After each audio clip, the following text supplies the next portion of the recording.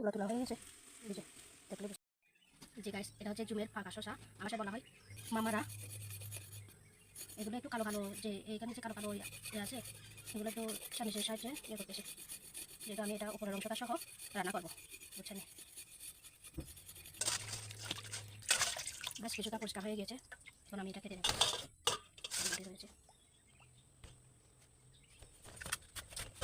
এরকম পাকা শসা শিঙি মাছের সাথে রান্না করলে কিন্তু বেশ মজারই হয়। আর এটা দেখছেন পেকে যাওয়ার পর অনেকদিন রেখেছি, তার জন্য একটু তুলা তুলা অবস্থা হয়ে গেছে, সামান্য একটু পচতে শুরু করেছে। এটা আমি ফেলে দেবো। এই যে এই বীজগুলো আমরা সংগ্রহ করবো, পোষাটা আগে ফেলে দিই। এই যে ফেলে দিলাম। আর এটা চামচের সাহায্য বীজগুলো রেখে দেবো।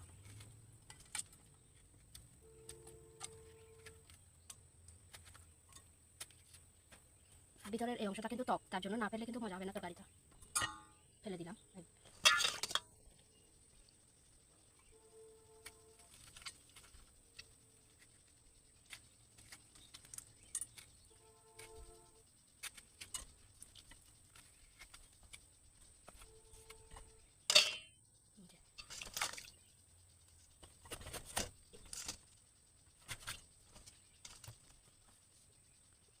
এই যে এই অংশটা ফেলে দিয়েছি। এগুলো যদি পুরোপুরি ফেলানো না যায় তাহলে কিন্তু এটা তরকারিটা টক লাগবে, বুঝছেন। তার জন্য আমরা এই উপরের অংশটা ফেলে দিই, যে বীজ থাকে, বিষের রস থাকে, এগুলো আর কি, বুঝছেন। তো আমি এখন এটা এই পরিমাণে লম্বা করে কেটে নেব। এই যে কাটা শেষ। এগুলো দেখছেন একটু সাদা সাদা টাইপের হয়েছে। এগুলো মানে খুব বেশি দিন পাকা অবস্থায় রাখলে কিন্তু এভাবে তুলা তুলা হয়, মানে একদম তুলা তুলার ভাবের হয়ে যায়। এই যে এখানে ভালো করে দেখাচ্ছি, দেখছেন একটু তুলা তুলা ভাব হয় আর কি, কত নরম। এখন আমি ওইগুলো রান্না করবো।